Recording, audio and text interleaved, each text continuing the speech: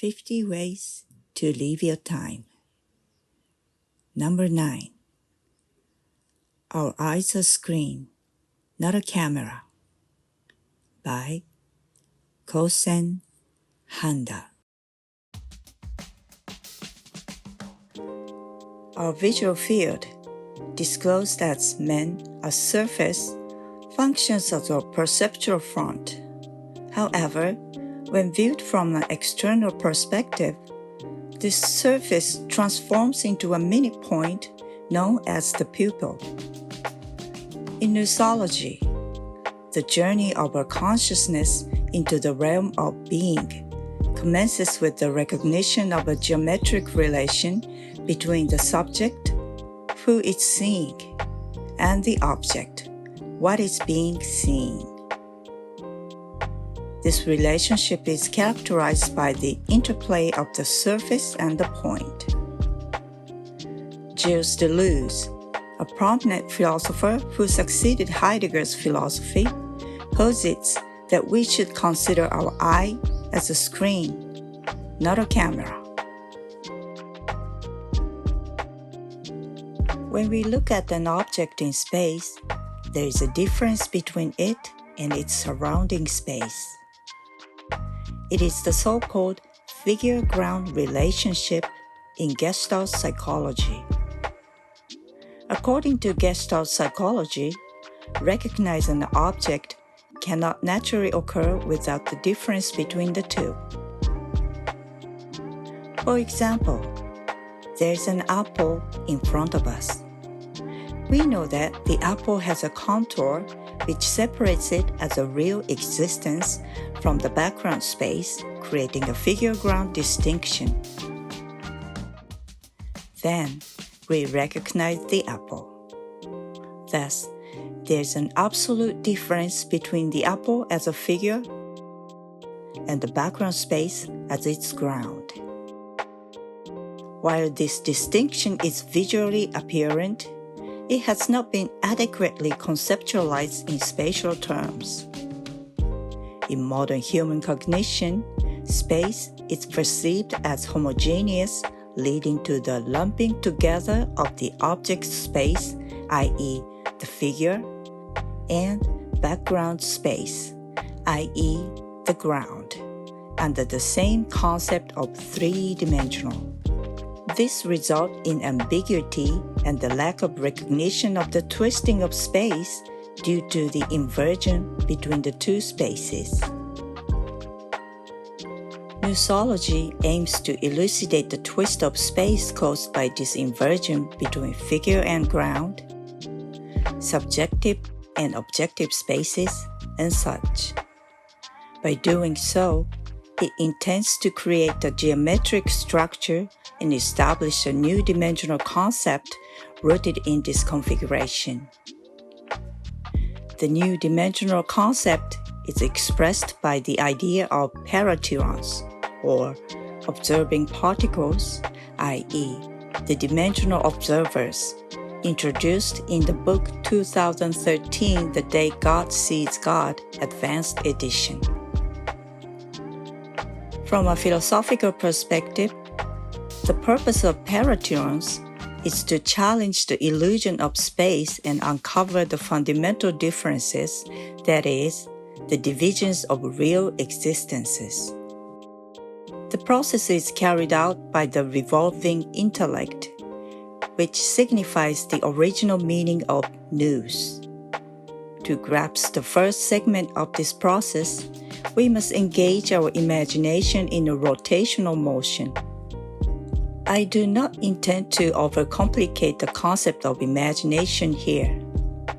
As I explained in the book, you only have to rotate an object in front of you.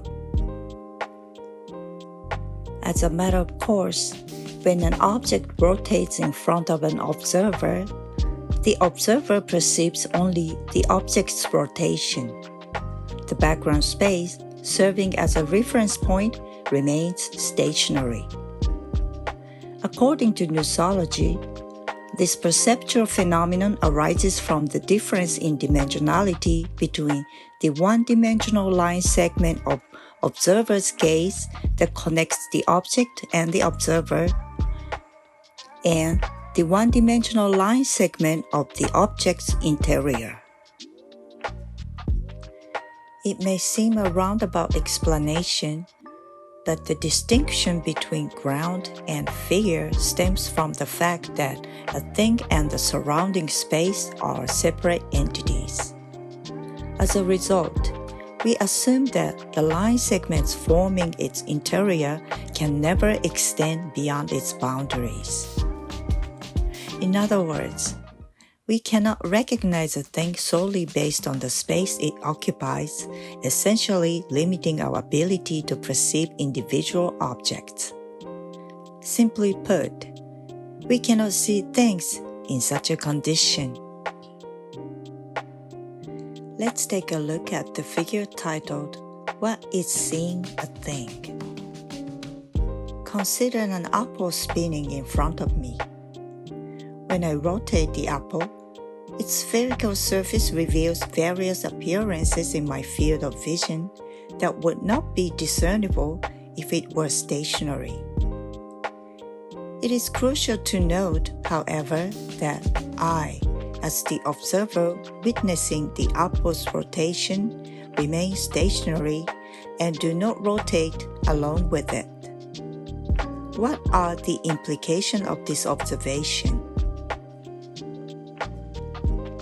The observer's gaze is still a one-dimensional line segment in space-time. The surface of the apple, visible to the observer, is one of the directions in the space inside the apple. If the space inside the apple and the space outside the apple were continuously connected and identical, then when the apple rotates, the observer should also rotate with it.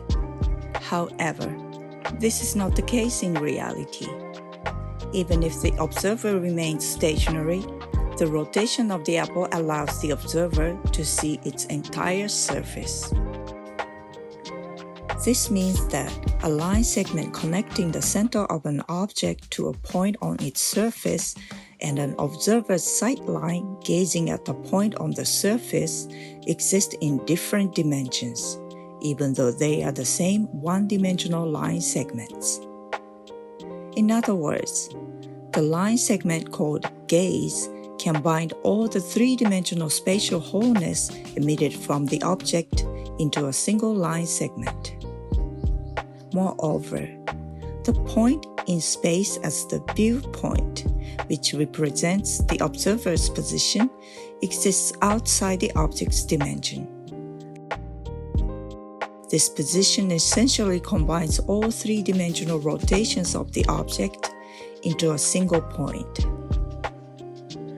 How is it that the viewpoint remains firmly positioned in the fixed location even when the object revolves, causing various points on its surface to pass by in succession?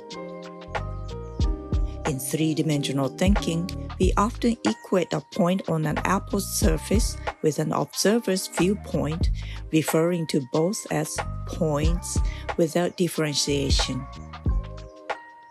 Consider an example where an apple with 4-inch diameter is placed 3 feet away from an observer relative to the center of the apple.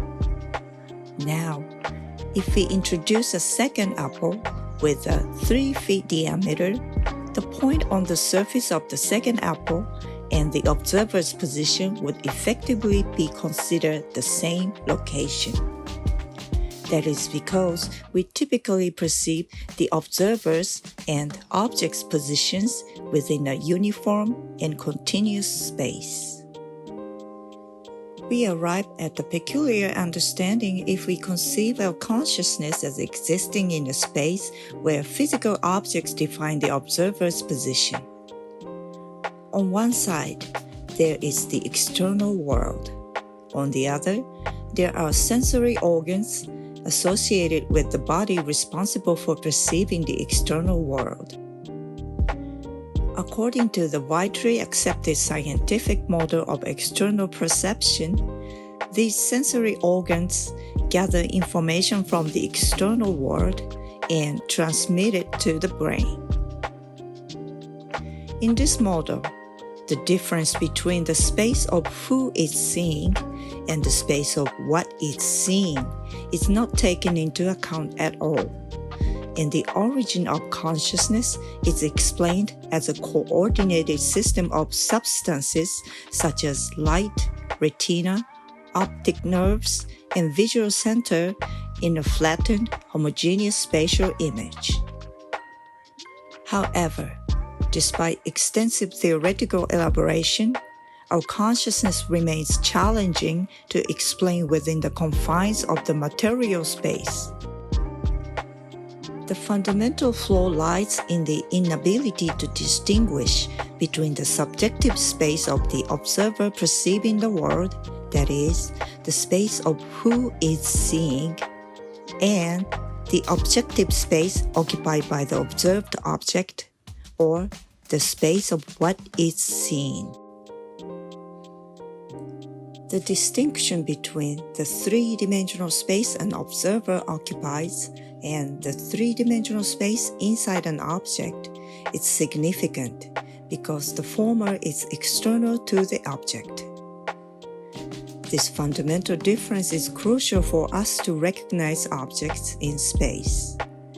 What, then, causes this fundamental difference?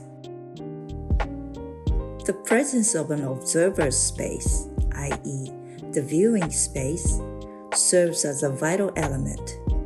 It constitutes the condition that enables the existence of a viewpoint. For the concept of the viewpoint to be valid, the world must be observable from that specific location. However, it is crucial to note that the perception of the world from that vantage point is not merely a single point, but rather a two-dimensional surface known as the viewing space. Look at the diagram of the crossing cone from the previous video and try to visualize the event occurring there. It does not matter whether you observe it from the self side or the other's side. In the diagram, the concept of the viewing space as a flat two-dimensional plane precedes the notion of the pupil as a point. In other words, the primary focus initially was on the viewing space, which represents I, the fundamental subject. In contrast, the viewpoint represents an imaginary product that I, the subject, subsequently conceived within the mirror image space. This mirror image space is a reflection of the viewing space of the other. The subject superimposes themselves onto the viewpoint, which is their mirror image, and recognize their position as I, the subject, in it. Therefore, the position of this viewpoint in terms of the dimensional observer symbol employed by Noology is represented by psi 3, which reflects itself in psi 4 through using psi star 3.